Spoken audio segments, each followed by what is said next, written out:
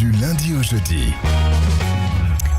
Bonjour à toutes et à tous et bienvenue sur Radio J. Ravi de vous retrouver pour une heure d'émission ensemble avec mon invité, fils de pub, comme dirait Jacques Séguéla. Il est l'un des plus célèbres publicitaires, communicant français, citoyen engagé, défenseur d'Israël et plus étonnant encore, Franck Tapiro vient nous voir pour son actualité artistique avec notamment la création d'une série et la participation à l'album d'Hélène in Paris en sa qualité d'auteur-compositeur. L'occasion, vous le savez, de découvrir ou bien redécouvrir notre invité en direct sur Radio J. 15h-16h, Cyrielle Sarah-Cohen. Radio J. Bonjour Franck Tapiro. Bonjour Cyrielle. Merci beaucoup d'être mon invité aujourd'hui sur l'antenne de Radio J. On se connaît bien. Oui. Mais figurez-vous que j'en ai appris encore beaucoup sur vous en travaillant sur cette émission, qui a un ADN très précis, tenter de savoir qui vous êtes au-delà de ce que vous faites, même si parfois c'est indissociable. Je vous demanderai 3 mots pour vous décrire, vous diriez lesquels ? Enthousiaste, sincère et engagé.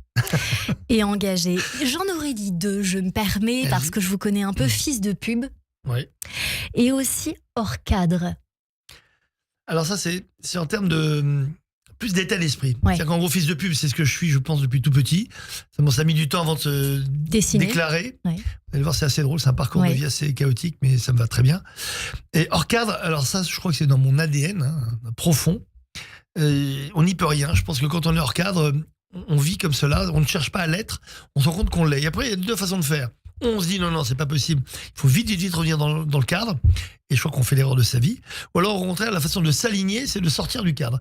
Et je crois que c'est ce que j'essaie de faire depuis de nombreuses années. On va voir alors si ça colle avec votre personnalité donnée tout au long de cette émission. Le début, toujours le début.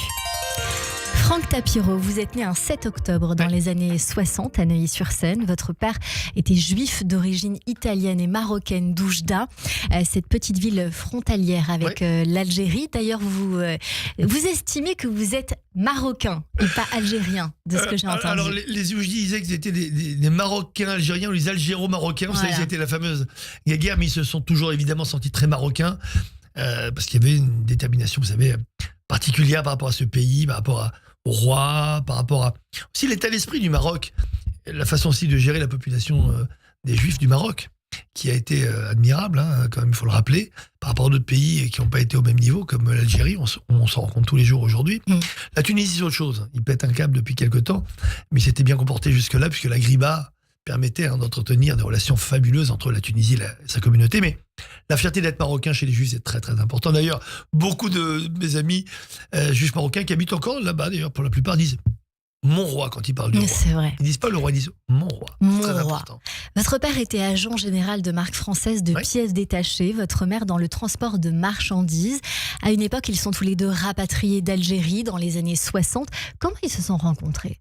Alors c'est une belle histoire. C'est une histoire un peu. Ma mère, en fait, c'est ses parents qui étaient dans le transport. Elle s'est occupée de ses enfants. Elle a eu un boulot qui était très compliqué puisqu'il n'y a pas de formation, il n'y a pas de diplôme. C'est une super mère de famille. C'est inné. Avec 4 garçons qui ne sont pas des calmes. Donc c'était magnifique. Et mon père représentait des marques françaises dans les cycles moteurs, vélomoteurs. Sur les pièces détachées, en fait, toutes les pièces détachées des cycles et vélomoteurs qui étaient importées à l'époque au Maroc, en Algérie, en Tunisie, et puis après en Afrique, mon père était le super représentant de ces marques françaises. Et ils se sont rencontrés, ils avaient 18 ans d'écart. Les familles se connaissaient. Et en fait, c'est quand ils ont été rapatriés en 62, la famille de ma mère était à Toulouse, la famille de mon père à Paris, et ils se sont retrouvés. Il y a eu un rapprochement qui s'est fait. Ma mère avait 18 ans, mon père en avait 36. Et mon père avait connu ma mère, elle était beaucoup plus jeune. Et il y avait eu comme ça une proximité. Vous savez, c'est quand même assez étonnant. C'est une espèce de coup de foudre déjà amical de famille où les 2 familles étaient très très proches. Et quand ils se sont vus, quelques années plus tard, c'était comme une évidence. Voilà d'où a commencé cette étincelle. Et alors que vos parents, je crois, ne voulaient ou ne pensaient n'avoir que des filles, ma mère, surtout. Vous avez grandi entouré de vos 3 frères, Mickaël, Jonathan et Yankel. Quel genre d'enfance vous direz que vous avez eu et dans quel cadre vous avez grandi, Franck Tapiro ? Déjà, on a eu cette chance unique d'avoir une famille. Alors, on parlait de cadre et de hors cadre tout à l'heure. Je crois vraiment qu'on est vraiment la famille type hors cadre comme il n'y en a pas deux sur quoi? Terre. En tout. D'abord, on a des parents qui sont de gros caractère. Lion, ascendant Lion, je crois les deux. Ah, vous croyez à Très, ça? très gros caractère. Ok. Forte personnalité. Et en même temps, des parents incroyables qui ont toujours utilisé une méthode avec leurs enfants, c'est la confiance. Et c'est terrible quand je voyais surtout autour de moi tous mes amis qui n'avaient pas eu cette chance-là d'avoir des parents qui vous font confiance quoi qu'il arrive. Parce que la confiance, faut pas croire que c'est dans un seul sens, ça va dans les deux sens. C'est pas parce que nos parents ont confiance en nous que on va justement se permettre de faire n'importe quoi. C'est exactement l'inverse. Parce qu'il faut être digne de cette confiance. Faut respecter cette confiance. Et finalement, la confiance vous impose quelque part une forme de contrat bipartite, c'est de dire mes parents me font confiance, donc je dois quand même bien me comporter. Tout ça sans le dire. Pas eu besoin de dire c'est sur les dérives de l'époque, dans les années 70, 80, 90, l'alcool, la drogue, etc. Il n'y a pas eu trop de discussions là-dessus avec nous, puisque ça se faisait de fait. De fait, parce qu'on a une éducation un petit peu à l'américaine, comme le prouvent d'ailleurs nos prénoms. Ça, faut l'expliquer, c'est très intéressant. Faut pas oublier quand même que c'est les Américains qui sont venus... quand ils ont débarqué, quand ils ont évité que Rommel, avec l'Africa Corp, remonte dans les pays du Maghreb, parce que sinon on n'aurait pas été là. N'oublions pas que la France vichyste de l'époque avait quand même un impact sur les Français qui étaient au Maroc, qui était un protectorat français. Et les Français, là-bas, étaient sous les lois de Vichy. Et quand on était juif, on était impacté exactement comme en France. N'oublions jamais que, et c'est ce qui a valu d'ailleurs pas mal de choses à mon père surtout, mon père, qui je me rappelle, me disait que là-bas, juifs, musulmans, chrétiens, tout le monde vivait ensemble. C'était vraiment cet esprit un peu de Cordoue qu'on a vite oublié. Mon père chantait, d'ailleurs, ça lui arrivait d'être dans la chorale de l'église. Il était évidemment à la synagogue d'Oujda. Les familles juives et arabes se cédaient pour l'organisation des fêtes. C'était magnifique. Et là, tout est à voler en éclats avec les lois de Vichy. Parce que les lois de Vichy, c'est plus le droit d'aller à l'école. Ouais. Plus le droit d'aller à l'hôpital. Ouais. Et mon père a eu, c'est ça qui a été déterminant dans sa vie, il a eu quelque chose d'assez banal, c'est un phlegmon dans un genou de la jambe gauche, qui a été mal soigné parce qu'il a été obligé d'aller se faire soigner au dispensaire et non à l'hôpital. Malheureusement, ça a causé d'énormes soucis, il a fait être amputé, il est resté plus de 2 ans à l'hôpital, et il en a gardé une jambe raide, plus courte que l'autre, handicapé toute sa vie, à cause des lois vichistes. Donc faut pas oublier quand même que les Juifs qui étaient au Maroc étaient sur des listes. Écoutez bien ce que je vous dis, des listes de déportation. Ouais. On n'en parle jamais. Non. Mais il faut en parler. Le roi a été, Mohamed V a été vraiment exemplaire pour défendre les Juifs. Il a dit, ce sont mes sujets. Ce ne sont pas des Juifs, ce sont mes sujets. Ouais.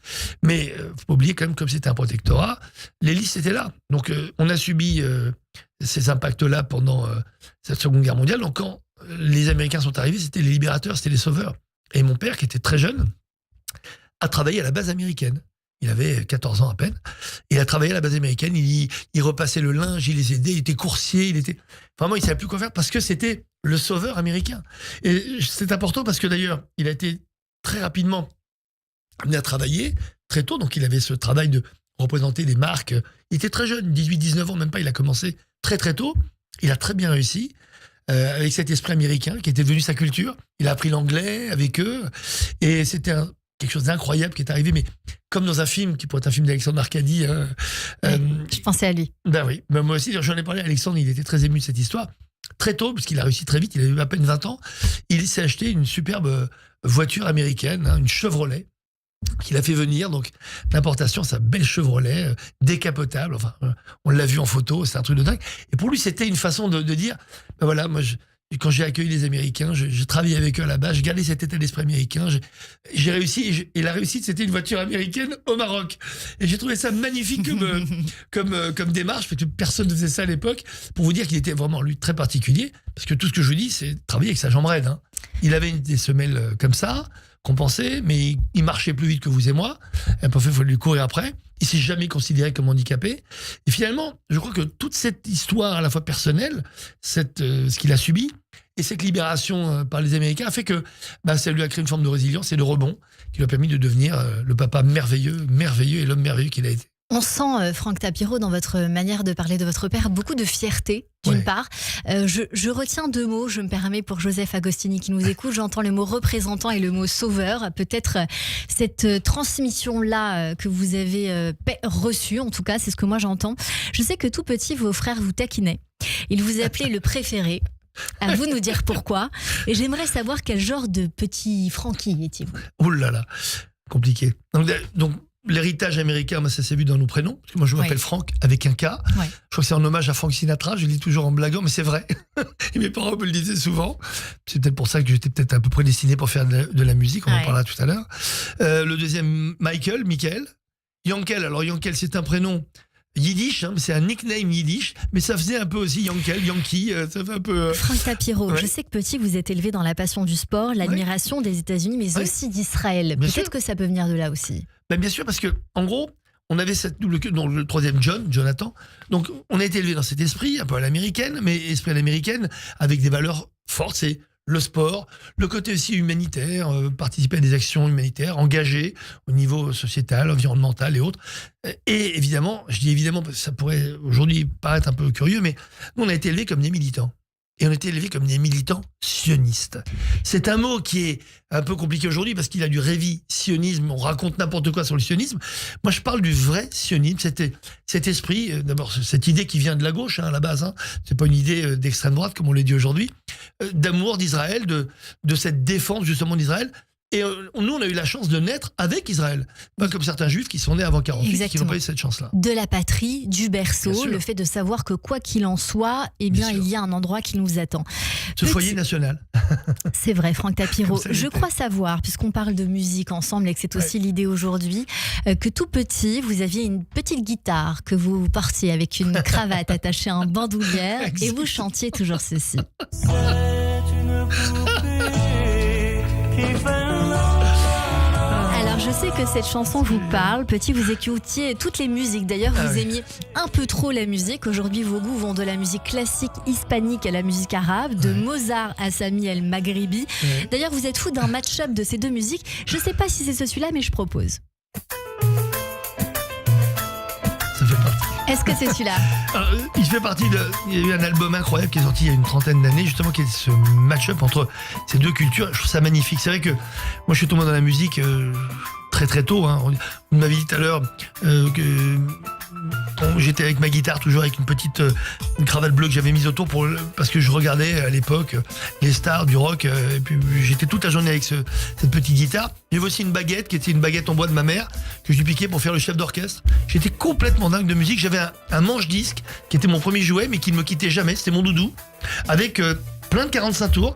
Et il y en avait tellement que on prenait à l'époque des barils d'Ariel de ma mère mais qui étaient ronds dans les années 70 et on stockait à l'intérieur tous les 45 tours. J'en avais plein et je passais mes journées, parfois des nuits. Je me levais et je mettais mon 45 tours tout bas avec le volume et j'écoutais. Et j'écoutais plein de musique. Ça allait de Aznavour, la musique arabe, Tom Jones qui était mon idole de toujours, et plein d'autres. Et je mélangeais tout ça et j'avais de la musique dans la tête. Je chantais tout le temps, je sifflais tout le temps. Ce qui est encore malheureusement le cas aujourd'hui, parfois même à l'antenne, ça s'entend parfois. Il y avait cette chanson que nous sommes en train d'écouter en toile de fond, des Laila, mais aussi celle-ci. Ah ouais, She's a lady. ah ouais. Oh, oh, oh, she's a lady. Vous allez alors laisser la musique un temps, Franck Tapiro, pour soigner les cœurs d'une autre manière. Vous allez obtenir un baccalauréat D pour réaliser votre rêve de devenir chirurgien pour une très très belle raison. Mais vous oubliez de vous inscrire en médecine et vous allez vous diriger vers pharma. Mais ça va très vite vous tourner la tête, c'est le une cas de sorte le dire. fou. Depuis tout petit, c'est vrai que, bon, à part cette passion musicale, mon rêve c'était d'être chirurgien orthopédique, tout simplement pour opérer mon papa. Parce que je le voyais tous les jours, même s'il était pas handicapé dans sa tête, hein, alors qu'il l'était physiquement, mais on l'a jamais vécu comme un handicap. Pourtant, il avait une cicatrice monstrueuse. Et quand je le voyais comme ça avec sa cicatrice, je me dis un jour, je l'opérerai. Et donc, j'étais totalement fan de chirurgie. Je regardais, je me rappelle à l'époque, des émissions d'Igor Barrère en noir et blanc qui parlait de trépanation du cerveau. J'étais tout jeune à regarder ça, ça me passionnait. Ça me passionne encore aujourd'hui. C'était une vocation. Et il s'est passé un truc de fou. Bac D, Sciences Nat, j'étais pourtant bon en Sciences Nat. Pour une raison incroyable, je pensais avoir entre 15 et 20. Et je me suis retrouvé avec 6. J'ai jamais compris pourquoi. traumatisé, en plus le coefficient. Je me retrouve à l'oral. Je réussis l'oral. Et puis, j'étais tellement soulagé d'avoir eu l'oral, je suis parti en vacances. Ah là là. Et j'ai zappé l'inscription en médecine. C'est l'acte manqué de base. En revenant de vacances, fin juillet, on me traite de tous les noms, etc. Mais comment as-tu pu passer à côté de ça ? Il restait un dossier en pharmacie. À l'époque, je ne sais pas si c'est encore possible aujourd'hui, vous pouviez faire une année en pharmacie et redoubler en PCEM en première année. Donc j'étais sauvé, j'avais trouvé mon astuce. Et arrivé le 3 octobre 1983, j'arrive en pharma, à l'observatoire, plein de copains. Et à 9h moins 5 minutes avant d'entrer, Non. malaise vagal pour la première fois de ma vie. J'ai recouvré mes esprits vers 9h15 et je suis rentré chez moi. Et je savais qu'en fait, quelque chose s'était passé. Oui. C'était un signe, plus qu'un signe. J'ai écouté ce signe. D'ailleurs, c'est quelque chose qu'il faut vraiment faire dans la vie, c'est faire confiance aux signaux qu'on vous met en face de vous. Ça montrait que c'était peut-être pas ma voie, c'est peut-être une vocation, mais qui était peut-être pas faite in fine pour moi. Je retourne chez moi, alors après patatras, vous imaginez en octobre, toutes les écoles sont prises, je sais plus quoi faire. Toute ma vie, je me suis vécu comme un médecin. Il fallait que je me réinvente. Mon meilleur ami était dans une prépa HEC, à l'ISTH, mon ami Clément Munet, que j'embrasse. Et j'ai réussi, par un miracle incroyable, hein, on a été lui faire avec ma mère une opération séduction parce que tout était bouclé en inscription depuis au moins 6 mois. Et je lui ai dit qu'il aurait ma déchéance sur la conscience, qu'il devait me laisser ma chance. Et ça a marché. C'est Monsieur Cohen, j'espère qu'il est encore là et qu'il nous écoute. Je l'embrasse parce que grâce à lui, il m'a remis un peu le pied à l'étrier alors que je me retrouvais vraiment à la rue, comme on dit. Prépa HEC, ça a bien marché après des hauts et des bas.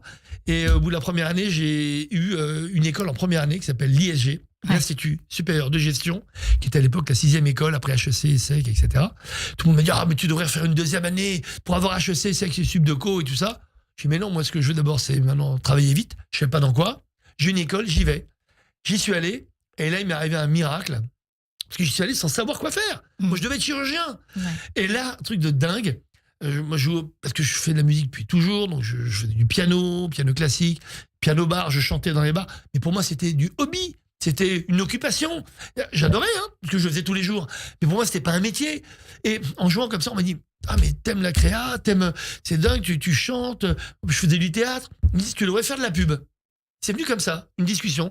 Une amie à moi qui m'a dit ça, je te verrais bien dans la pub, parce que t'aimes bien faire tout ça, t'adores le cinéma.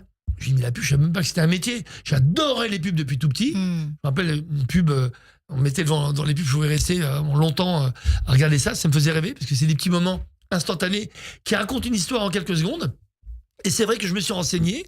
J'ai commencé à me dire, mais pourquoi pas la pub ?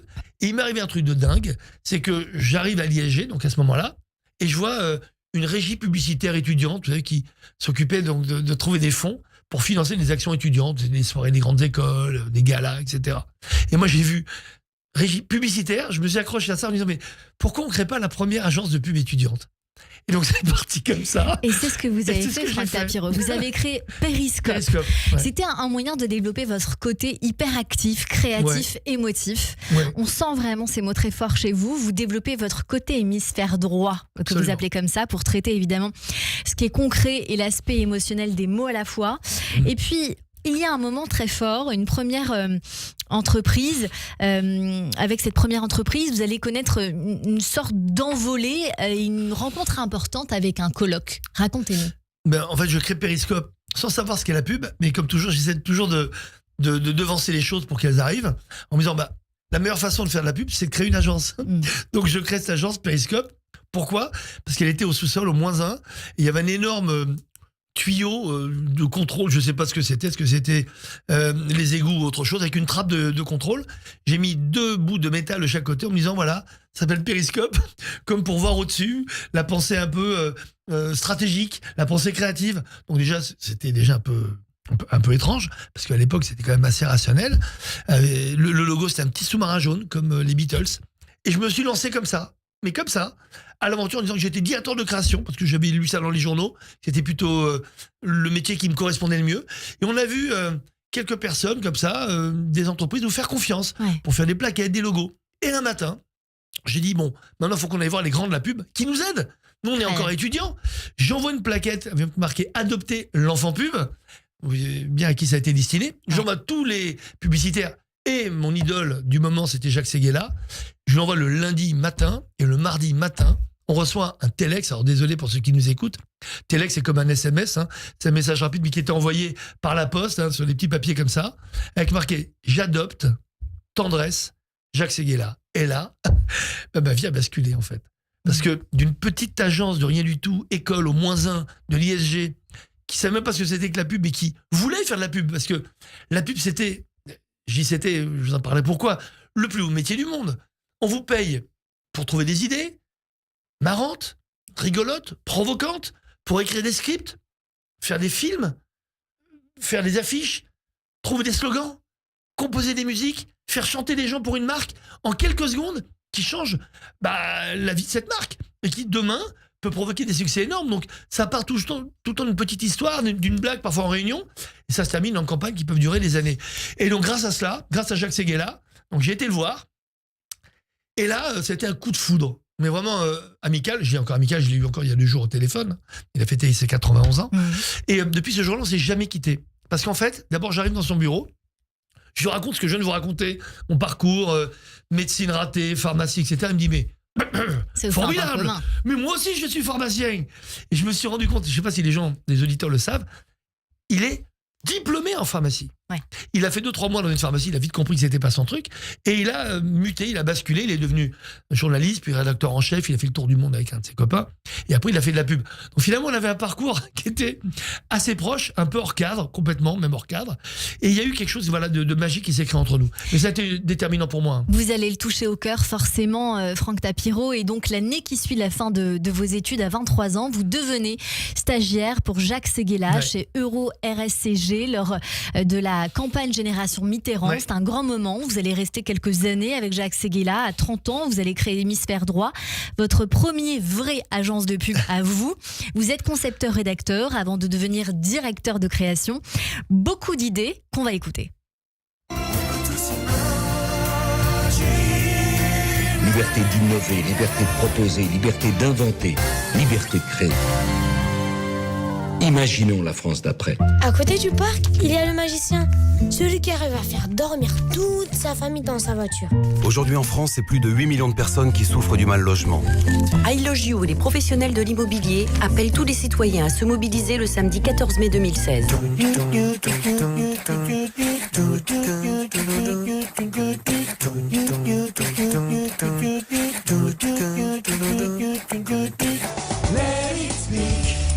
Our future is in our hands. Let it speak. The answer is in our hands. Faudrait pas oublier les enfants, c'est l'avenir. Quand je rentre en mêlée, c'est pas avec des temps. Mais moi, je suis assez grand pour me défendre. Un enfant battu, maltraité ou violé a souvent du mal à comprendre. Hemisfério drito, hemisfério drito. Bien sûr, on va en parler très longuement de toutes ces publicités, mais pas que nous venons d'écouter. Franck Tapiro, venez nous voir pour votre actualité artistique. On en parle dans un instant puisque nous n'écoutons pas ces petites publicités pour rien. Il y a un grand projet derrière. Évidemment, vous parlerez de musique également. Dans un instant, ce sera nos chroniqueurs qui nous rejoignent. Mais tout de suite, c'est le rappel des titres sur Radio J. Que tu refuses les compromis et les clichés. Vendeur de vent, vendeur de rêves, de mystère. Force tranquille, tu sais garder les pieds sur terre. La différence est une chance, mais tu le sais.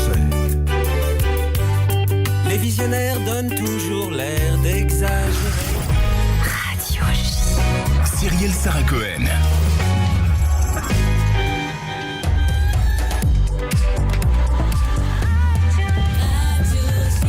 15h30 sur Radio J, bonjour et bienvenue. Tout de suite, le rappel des titres avec Etanit Belaïch.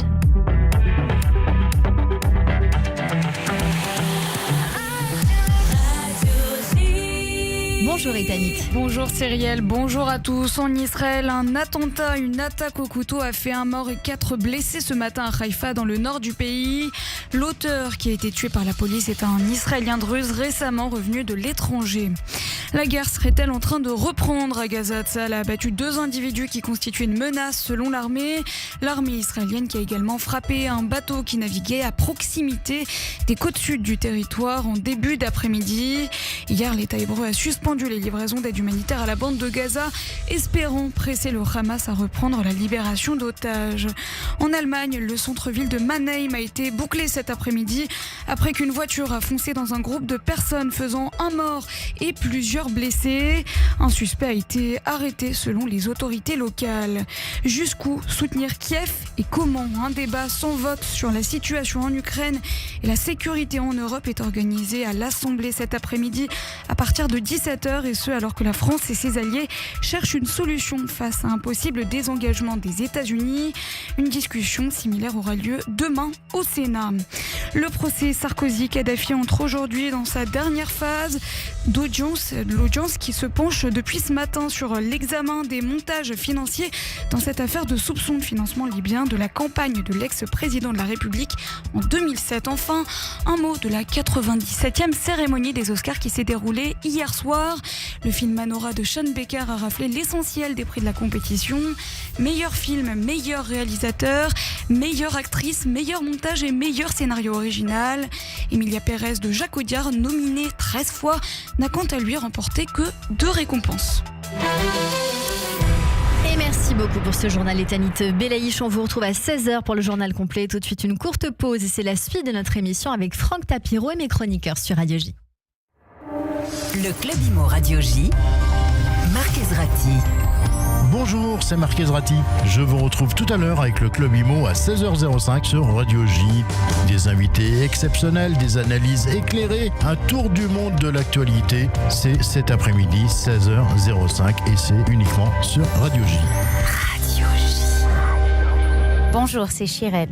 Nos héros ont tout sacrifié pour nous et le peuple d'Israël a une dette infinie envers eux. Pour Purim, en offrant 15 000 paniers Mishloche Manot, nous soutiendrons 5 magnifiques projets de réhabilitation du Keren Or Kessaria pour nos 15 000 blessés. Grâce à Meir Panim, les paniers ne nous coûtent rien, donc 100% de vos dons iront pour ces actions. Alors ouvrez vos cœurs et achetez plein de paniers. Soyez généreux. Rendez-vous sur notre site kerenorkessaria.org ou envoyez un WhatsApp au 972 53 53 09 222. Am Israël. Radio J. Radio J. 15h-16h. Cyrielle Sarah Cohen. Du lundi au jeudi. De retour sur l'antenne de Radio J. Merci de passer votre après-midi avec nous jusqu'à 16h avec mon invité aujourd'hui Franck Tapiro. Vous venez nous voir pour votre actualité artistique avec notamment la création d'une série. Je ne veux pas trop en dévoiler parce qu'on va faire des transitions. Franck Tapiro, juste un petit peu avant la pause, on évoquait toutes ces publicités que nous avons entendues, notamment des publicités sonores parce que très souvent vous avez été à l'origine de ces créations avec une casquette non seulement de compositeur, de dialoguiste, d'auteur, des campagnes que vous avez proposées. Il y a eu des publicités, beaucoup de publicités, Samsara, Miss Dior, Action contre la faim, Carte Noire, Bic, mais aussi des rencontres avec des campagnes, je dirais plus en communication politique, donc c'était plus proche de politique comme Nicolas Sarkozy qu'on a évoqué il y a quelques minutes dans ce rappel des titres. Est-ce que vous avez rencontré des embûches dans ce métier? Quels souvenirs vous en avez gardé? Parce que je crois savoir que vous en êtes un petit peu éloigné. En fait, la pub, c'est, je vous l'ai dit, le plus beau métier du monde.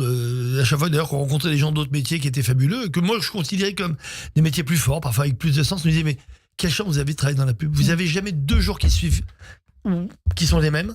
On travaille tout le temps sur des sujets différents, avec des gens incroyables. On rencontre tous les artistes possibles de la planète. On rencontre des présidents de la République, on rencontre des grandes stars, on rencontre des chercheurs, des scientifiques, des entrepreneurs. Donc c'est une chance incroyable de vivre cet instantané. Et avec le moteur de la publicité qui était la créativité, ce qui n'est plus aujourd'hui. Voilà pourquoi j'ai arrêté depuis quelques années de faire de la pub. Quand la pub était le moteur de la créativité, c'était un métier extraordinaire parce que justement vous permettiez de pousser l'ADN des marques très loin, de toucher tous les publics avec une idée toute simple, avec un son, avec un slogan, avec un jingle, avec un spot. Vous parliez à non seulement tous les Français, parfois dans le monde entier, à une population qui vous regardait parce que en fait les gens font l'erreur de penser que une marque s'adresse à uniquement ses consommateurs. Mais c'est faux. Une marque, elle s'adresse à un public. Ouais. Et le public est beaucoup plus large que celui des consommateurs. Voilà pourquoi aujourd'hui, il faut que les publicités aillent au-delà des communautés, vous savez, de consommation, comme on en parle aujourd'hui sur les réseaux sociaux. C'est une erreur pour moi. Ce que vous nous dites, Énorme. c'est qu'on est davantage dans une logique de fidélisation plus que de séduction. Et bien sûr, aujourd'hui, on est en train... Et je peux le comprendre d'un point de vue ROI, vous savez comment on dit, Return on Investment, ça coûte moins cher de fidéliser que de recruter, mais c'est complètement débile. Parce qu'en fait, aujourd'hui, la plus belle façon pour moi de fidéliser, c'est le recrutement. Parce que vous reséduisez en permanence. Alors que si vous sortez le même argument aux personnes qui vous achètent déjà, à un moment, ça va commencer à diminuer et puis vous allez moins les séduire. Donc en gros, je pense que l'étincelle de la créativité, cette générosité incroyable, cette surprise en permanence, elle doit être toujours aussi forte dans la pub, ce qui n'existe plus aujourd'hui. Ce qui est d'ailleurs dramatique. Moi, pendant des années, je me faisais même parfois engueuler par certains de mes clients. Pourtant, j'arrivais avec des trucs hyper clairs. Ils me disaient, ça va pas assez loin, c'est pas assez provoquant, tu dois nous proposer des choses. Donc, en fait, finalement, c'était un jeu extraordinaire où chacun poussait l'autre à aller de plus en plus loin. Aujourd'hui, chacun pousse l'autre à aller de plus en plus bas, à de moins en moins provoquer les gens parce que ça pourrait choquer, ça pourrait offenser. Et à force d'avoir peur de tout, on ne dit plus rien, on ne pense plus rien, on ne crée plus rien et on ne fait plus rien. Et malheureusement, c'est vrai dans la pub qui est un miroir extraordinairement non déformant de la société. Regardez, partout, les gens n'osent plus se parler. Même autour d'une table, parfois dans des médias, on parle de débat, il n'y a plus de débat. Dès que vous commencez à être un peu pas d'accord avec d'autres, ça crée tout d'un coup un choc. Comment oses-tu dire quelque chose comme ça ? Ça paraît dingue. Et la publicité, c'est pareil. Avant, la publicité amenait des idées nouvelles, anticipait sur les tendances, provoquait, ouvrait quelque part un espace. Aujourd'hui, ça ne le fait plus, comme l'est la société aujourd'hui. Franck, aujourd'hui, vous décidez de raconter ce pan de vie qui vous a marqué dans un projet. Vous êtes en train d'écrire une série sur votre vie de publicitaire qui va s'appeler Fils de pub. Mais avant même de vous faire développer sur cela, en vous entendant parler, j'ai forcément envie de vous demander si vous avez pensé à enseigner ce que vous êtes en train de nous dire aujourd'hui sur notre antenne. Est-ce qu'aujourd'hui, il y a encore une école qui peut nous donner cette motivation, ce va plus loin ? Alors c'est exactement ce que j'ai décidé de faire. En gros, je suis dans une ère de transmission. Moi, je suis né il y a 59 ans. L'idée, c'est de transmettre et de redonner aux jeunes cette envie-là, cette envie que j'ai eue, moi, quand j'avais 20 ans, et cette chance avec Jacques Séguéla, qui me disent, mais vas-y, propose, innove, pousse les murs, provoque-nous, surprends-nous. Et en fait, aujourd'hui, j'ai envie de rééduquer, finalement, ce cerveau humain qui tente à être un peu plus une intelligence artificielle qu'une intelligence réelle. C'est ça. Et donc, moi, mon but, à la fois sur le projet de série, mais j'en parle un tout petit peu aujourd'hui, c'est inspiré de mes histoires vraies, mais vous allez voir, c'est quelque chose qui se passe de nos jours, justement, et qui montre, et qui a vocation, justement, à montrer aux jeunes qu'aujourd'hui, ils doivent avoir confiance en leur cerveau, en leur créativité, plus qu'à l'intelligence artificielle. Donc ça, c'est un projet de série. J'ai aussi un autre projet que j'ai lancé il y a 10 jours, c'est un duel avec ChatGPT. Pour le coup, pour mettre votre esprit à l'encontre de celui de ChatGPT et montrer que nous-mêmes, nous ne sommes plus puissants que ChatGPT, puisque c'est nous qui l'avons créé, j'imagine. ChatGPT est un bon assistant, ce n'est pas un remplaçant. Le grand remplacement, ça ne doit pas être ça. Je suis désolé. Donc il faut que les jeunes aient confiance en eux, aient confiance en leurs idées, en leur cerveau. Et pour le faire, moi j'ai 59 ans, je vais me confronter à 5 marques face à ChatGPT. Donc les marques vont briefer ChatGPT et moi en même temps. Bon, ChatGPT va aller un peu plus vite que moi, mais moi j'aurai juste un crayon et une feuille de papier. Pas de réseaux sociaux, rien. Et en face, ChatGPT aura toutes les plus grandes datas du monde, avec son algorithme hyper puissant. Comment vous allez mettre ça en œuvre ? C'est simple, on va être sur une scène, avec un public de jeunes. Ça va se faire dans une... En diffusion, j'imagine, en réel sur les réseaux. Évidemment en réel, en temps réel, bien entendu. Brief en même temps, avec les 5 marques, un jury avec des publicitaires et les marques qui briefent. On est briefé sur les 5 marques, 5 slogans, peut-être 5 scripts en plus, une idée de pub. À la fin, on retranscrit ça sur un document qui est impossible de savoir, de déterminer qui a fait quoi. Donc en gros, les marques seront exposées à 2 propositions par marque, mais sans savoir laquelle est la mienne, bien entendu, laquelle vient de ChatGPT. Elle juge, est-ce que c'est celle de droite, celle de gauche, et in fine, on fait des comptes. Et on verra qui de ChatGPT ou de moi sera le meilleur en création de pub.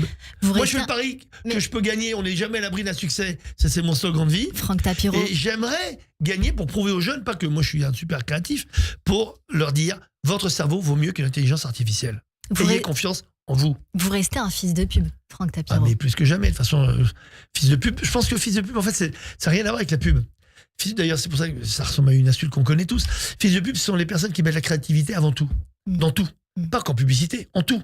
Moi, j'ai connu des politiques comme Nicolas Sarkozy, comme Emmanuel Macron au début, qui étaient des fils de pub, qui savaient justement faire dire, mettre en scène leurs idées politiques. Vous savez, la publicité pendant longtemps a été une panacée, quelque chose d'incroyable, de magique. Ensuite, ça a été, on va dire, le parent honteux, par exemple, de la politique, où tous les politiques qui avaient bénéficié du talent des publicitaires sont mis à retourner leur veste contre ce métier qu'ils estimaient, oui, c'est que de la forme, c'est des coups de com', c'est des coups de pub. Mais qu'est-ce qu'ils auraient fait sans communication ? Rien. La politique sans communication, c'est rien. Et la communication, c'est le passeport pour l'action politique. Ça sert à quoi d'avoir une bonne idée si vous ne savez pas l'exprimer ? C'est vrai en politique, c'est vrai dans tout. Et la forme d'expression la plus actuelle, pour moi, c'est la publicité qui l'a inventée, parce que c'est court, c'est rapide, et ça crée de l'impact et de l'émotion. Vous parlez d'émotion, j'ai envie de dire que dans votre vie, une grande émotion qui reste quand même en sous-marin, c'est la musique. Qui, j'imagine, est très important pour votre bonheur, votre équilibre dans une période un peu compliquée, Franck Tapiro. Oui, parce qu'en fait, la musique, ça touche à l'âme. C'est plus qu'intellectuel, c'est plus que sensoriel, c'est l'âme. Je pense que d'ailleurs, vous savez qu'il y a la musicothérapie, c'est pas pour rien. Il y a des musiques qui ont des rythmiques, des vibrations qui sont positives. La musique classique. Voilà, comme la musique classique. Il y a des musiques aussi très négatives qui peuvent vous mettre dans une phase dépressive. Il y a des musiques au contraire qui vous redonnent du courage. Et en fait, finalement, ce qui est extraordinaire, il suffit de se laisser un peu prendre par les ondes musicales, par ce rythme, par le tempo, par les paroles, bien entendu, mais la vibration juste de la musique provoque une thérapie positive. Voilà pourquoi la musique a toujours été pour moi un partenaire permanent. Je dis permanent, il paraît que parfois même la nuit, je siffle ou je chante tout le temps, parce que c'est quelque chose pour moi qui a à faire avec l'âme, et puis qui aide à dramatiser énormément de choses. Quand on travaille sur un sujet très important, dur, compliqué, que ce soit un projet de communication grand public ou politique, la musique permet de donner une forme beaucoup plus positive et une énergie qui va séduire un grand nombre de gens. Et grâce à la musique, vous faites passer tellement d'idées, tellement d'émotions, que moi, je considère que la musique est peut-être la thérapie dont on a tous besoin au quotidien. Franck Tapiro, il y a cette chanson qui est en train de défiler. Vous avez participé au nouvel album d'Hélène in Paris, que j'ai eu la chance de recevoir. Oui. Vous avez écrit et composé cette chanson Paris est gay, un hymne LGBT que nous sommes en train d'écouter. Et il vient de sortir aussi fraîchement depuis un mois le titre Preuve d'amour d'Hélène avec Marc Lavoine. Absolument. Comment s'est fait ce duo, d'une part, mais aussi votre participation à cet album-là ? En fait, on s'est rencontrés à l'anniversaire de la fille d'Hélène, qui est une amie. Ça a été pareil, une rencontre coup de cœur avec Hélène, parce que d'abord ce personnage, quand on la voit, cette personnalité, ce charisme, c'est le fond et la forme. Et je peux vous dire que le fond est encore plus intéressant que la forme.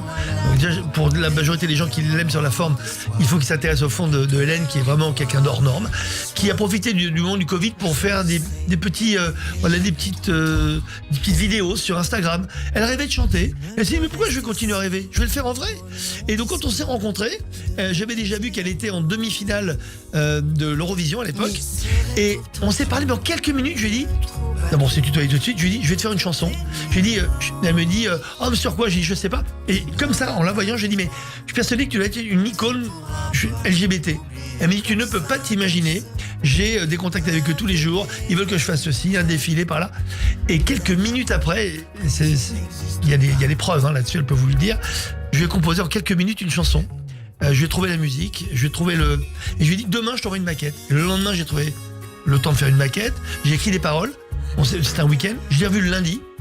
Et elle a flashé sur la chanson. C'est un truc de dingue. Mais c'est les rencontres, encore une fois, c'est irrationnel. Et c'est pas juste j'ai réfléchi à une musique puis mettre des paroles derrière, c'est une rencontre qui a provoqué cette émotion. J'ai vu ce truc-là LGBT, pourquoi ? Parce que j'ai vu qu'elle avait un personnage qui était totalement dans cet esprit-là. Vous savez que sur les réseaux, je voyais énormément de gens de LGBT+, etc. parler d'elle comme une nouvelle icône.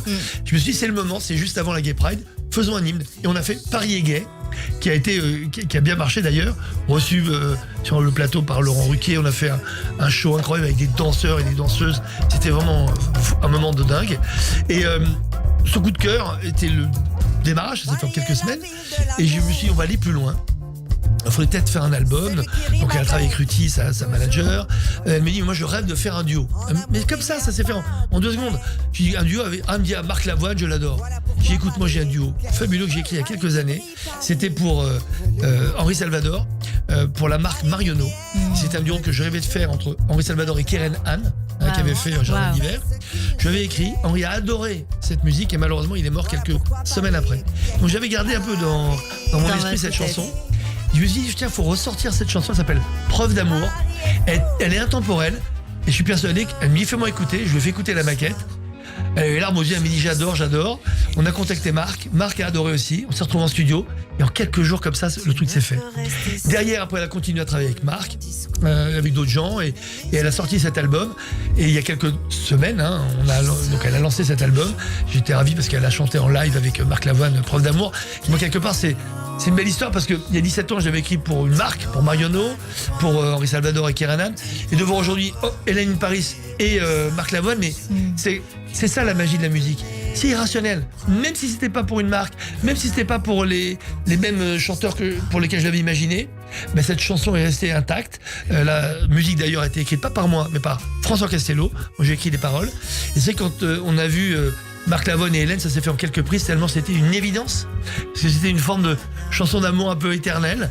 Et je suis très heureux d'abord. Et puis fier d'avoir un titre dans cet album et j'espère qu'on en fera d'autres. Et de réaliser peut-être l'un de vos rêves d'enfant, Franck Tapiro. Tout de suite, on va vous amener au théâtre.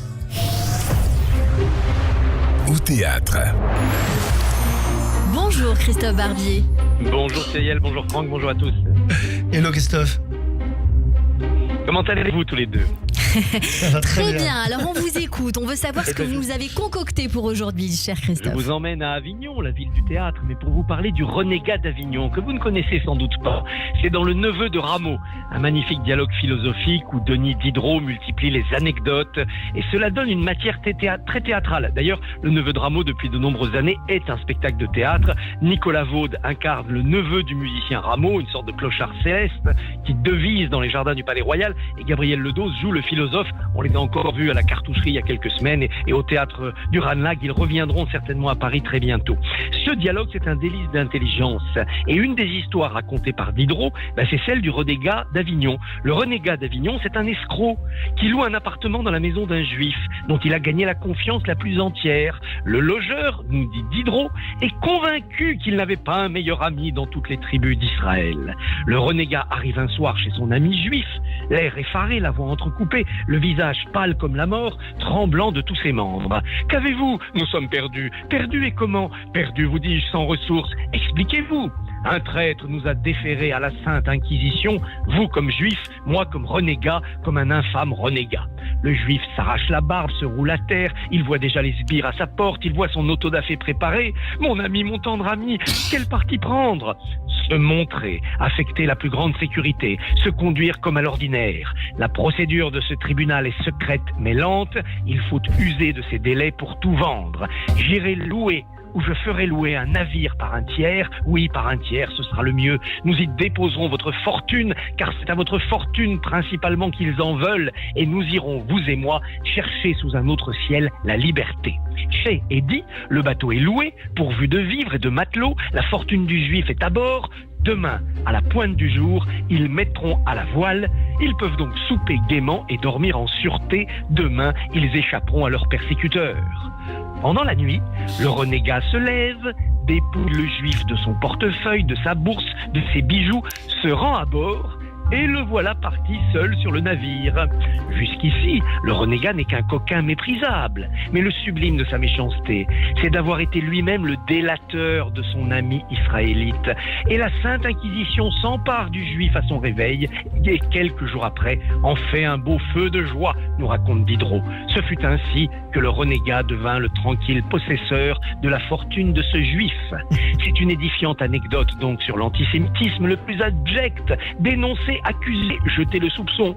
N'est-ce pas la même chose aujourd'hui avec le complotisme qui accuse les Juifs d'avoir créé la Covid ou de déclencher des crises économiques? La plus belle figure théâtrale du Juif accusé de tout et de n'importe quoi afin de lui voler son bien, on la trouve dans Le Marchand de Venise de Shakespeare avec le personnage de Shylock. Mais Shylock, par sa finesse, son intelligence, retourne l'accusation contre ses juges. Il perd la partie, bien sûr, mais la honte est pour ses calomniateurs. Eh bien, Cyrielle, Franck, Shakespeare comme Diderot dépeignent l'antisémitisme pour en faire un sujet de rire, pour mieux le délégitimer et montrer son incompatibilité avec la philosophie de la Renaissance ou la philosophie des Lumières et même avec les valeurs chrétiennes. Le théâtre, ce royaume de l'illusion, est une littérature qu'il faut lire entre les lignes pour en faire un merveilleux instrument au service de la défense des Juifs. Merci beaucoup Christophe Barbier. J'en profite pour rebondir avec vous sur une actualité brève. Franck Tapiro, vendredi soir avait lieu la cérémonie annuelle des Césars. Jonathan Glazer est intervenu par le biais d'un autre en disant que le problème de l'utilisation de la Shoah, puisque nous parlons de tout cela en ce moment et des massacres antisémites du 7 octobre, servait à couvrir, justifier un nettoyage ethnique à Gaza. Pourquoi vous estimez que ces propos-là sont choquants ? Parce qu'ils sont totalement, d'abord, mensongers, puisqu'ils parlent d'un mensonge, puisqu'il n'y a jamais eu de génocide à Gaza. Il suffit de voir juste la population gazaoui qui a même augmenté depuis le 7 octobre. C'est épouvantable. Ça ne veut pas dire qu'il n'y a pas eu de mort, hein, mais il n'y a jamais eu de génocide à Gaza. Premièrement, il n'y a jamais eu de génocide d'ailleurs sur les Palestiniens, tout court. Mais comparer la Shoah, qui est une industrialisation du massacre, prémédité. Encore une fois, en 25-26, il écrit Mein Kampf.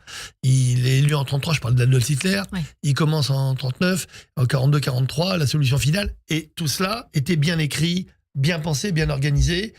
Mais eux, la différence avec le Hamas, entre le Hamas et Hitler, c'est qu'ils avaient un petit peu honte. Ils avaient une petite once d'âme encore qui leur restait.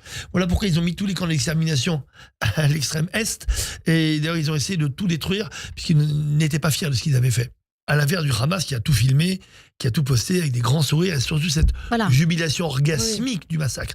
Donc, osez comparer déjà ce qui se passe en ce moment au Proche-Orient et avec la Shoah, c'est un scandale. Mais inverser les choses, oubliez le 7 octobre, oubliez ce massacre qui est une vraie intention génocidaire et imaginez un génocide contre Gaza et dire que, à force de parler en gros de la Shoah, ça masque le génocide en cours.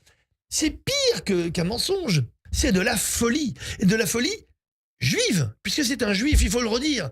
Et encore une fois, vous savez, c'est pas la première fois qu'il a des juifs suicidaires. Il suffit de voir la présence de Tzedek sur la prochaine manifestation contre plutôt les femmes juives qui manifestent le 8 mars, parce que, bien entendu, on refuse de donner aux femmes juives tuées le 7 octobre le statut de victime.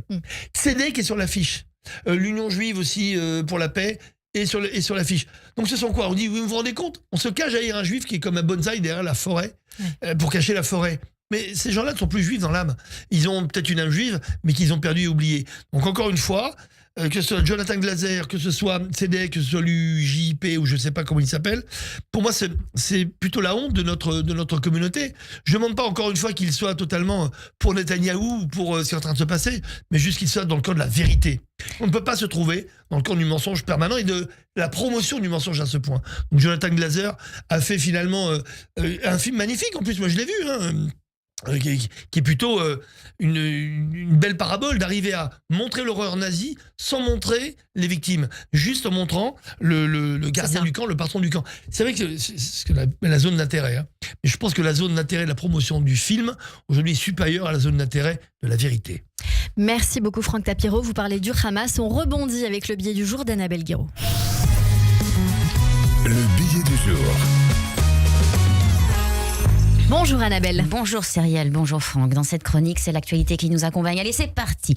Ce samedi 1er mars marquait la fin de la première phase de cessez-le-feu. Première phase de cessez-le-feu qui a débuté le 19 janvier. On se souvient toutes et tous de ces images de joie et d'émotion avec Romy, Émilie et Doron qui retrouvaient et serraient leurs proches dans ses bras. On suivit ensuite la libération d'autres femmes dans des conditions acceptables. Mais il fallait être naïf pour penser que le Hamas allait être docile comme un agneau. Fin janvier arrive la libération des premiers en otages. Nombreux d'entre d'entre eux ressortent très amaigris. Et cette fois, les hommes du Hamas orchestrent un show décomplexé à chaque libération. Costumés en treillis, masqués jusqu'aux yeux, fusils au bras, les acteurs de l'horreur sont dans la place. Ils sont en scène, ils sont sur scène. Un podium avec une suite de grands posters à la gloire du Hamas en guise de mur de fond. Et puis, comble de ce marketing terroriste, c'est l'humiliation aux otages à Israël en toile de fond. Après avoir forcé les otages à dire un message en arabe, les soldats du Hamas remettent des objets aux otages. Un sac de goodies made by Hamas, et aussi un document, de l'on dirait un certificat de bonne conduite. Ce show ignoble deviendra viral en quelques minutes. Les images vont faire le tour de la planète au grand plaisir de ces fanatiques terroristes. Alors, en tant que publicitaire, vous savez à quel point les images, les mots peuvent créer le buzz, créer de l'émotion, raconter une histoire. D'ailleurs, je vous propose que nous restions sur ce registre de la pub et le marketing. Moi, ça m'a fait penser j'ai pensé à votre premier livre. Pourquoi la vache qui rit ne pleure-t-elle jamais, paru en 2009 aux éditions Albin Michel. Vite, rapidement, on parle de l'ADN, l'authentique différence naturelle des grandes marques, une marque qui reste fidèle à ses valeurs originelles et qui va conserver ce petit truc à elle qui lui a permis de connaître le succès. Alors pour cette marque, pas de doute, agilité, résilience seront ses forces. Vous savez quoi, Franck, ce livre, il devrait être en tête de gondole à la FNAC. Vous voyez ce que je veux dire? Exactement. Oui, merci beaucoup. Ou alors, pourquoi le Hamas ne dit jamais la vérité, ce serait pas mal. Merci beaucoup, Annabelle Guiraud. Tout de suite, c'est votre portrait, Franck Tapiro. Le portrait psychologique. Radio J. Radio J. Bonjour, Joseph Agostini. Bonjour, Cyrielle. Bonjour, Franck. Bonjour. Alors, enthousiaste, sincère, engagé, Franck Tapiro, comme un fils de pub hors cadre qui a reconnu le pharmacien dans le publicitaire Séguéla, qui a manipulé les filtres de l'amour et de la suggestion pour conquérir le public par l'oreille. Voilà ce que je dirais d'abord de façon très lapidaire. Samsara, carte noire, bic, mais aussi la politique. La prostitution est le plus vieux métier du monde. La publicité serait le plus beau selon vous. La pub, c'est à une lettre près, en effet. Mais quelle lettre? Alors, votre manche disque doudou y a sans doute été pour beaucoup. Vous nous avez vraiment parlé d'attachement viscéral, d'étincelles enfantines tout au long de cette émission. Et comme le vrai sionisme vient de gauche, la publicité vient d'un imaginaire fertile, pugnace, offensif, qui s'offre en miroir ensorcelant, mais qui ouvre aussi vers l'étranger en soi-même. Provoque-nous, vous disait Jacques Séguéla. Et on vous a senti, Franck, dans l'envie folle de nous provoquer sur l'autel de l'intelligence artificielle, de débusquer les pessimistes et d'exciter les vrais révolutionnaires. Parce que les plus grandes datas du monde ne briseront ni l'esprit de Cordoue, ni le manche-disque doudou du monde entier. Alors, comme on n'est jamais à l'abri d'un succès, vous nous l'avez très bien dit, ô fils de pub que vous êtes, même Sarkozy a été un bon gros fils de pub grâce à vous, quand même, il faut le dire. Redescendons avec le sous-marin jaune des Beatles et allons puiser dans votre innocence de la Médina toujours reconquise au pays de l'universel. J'adore. Merci beaucoup, Joseph Agostini. C'est bien dit, vous avez dit ça, Franck Tapiro. Le Cordoue, doudou. Bien résumé. Le Cordoue, c'est vrai. Oui, on joue avec les mots. Il est intéressant ce signifiant. J'adore. Bravo, vous auriez dû faire de la pub. J'ai fait mieux, j'ai fait de la psychanalyse. C'est ça, que l'on retrouve. C'est proche d'ailleurs. Joseph Agostini, que l'on retrouve tous les lundis sur Radio J. Et bien sûr, tous les dimanches depuis cette année sur RTL dans Parlons-nous de 23h à 1h. Cyrielle Sarah Cohen. C'est la fin de cette émission avec vous, Franck Tapiro. Merci beaucoup d'être venu nous voir. C'est passé très vite. Ouais. Merci beaucoup d'être venu nous voir pour parler de votre actualité artistique, avec notamment la création d'une série Fils de pub. On attend ça très bientôt avec toutes les infos. La participation à l'album d'Hélène in Paris en votre qualité d'auteur-compositeur. Merci beaucoup d'avoir été avec nous. À la réalisation audio et vidéo, Benjamin Arnaud et puis Ethan Anoukayev. Merci à toutes et à tous de nous avoir suivis. Rendez-vous demain dès 15h avec l'humoriste Blandine Lehoux pour son spectacle La vie de ta mère. En attendant, c'est la suite de votre journée avec le Club Imo présenté par Marc Ezrati. Et dans un instant, ce sera le journal. Belle écoute sur Radio J.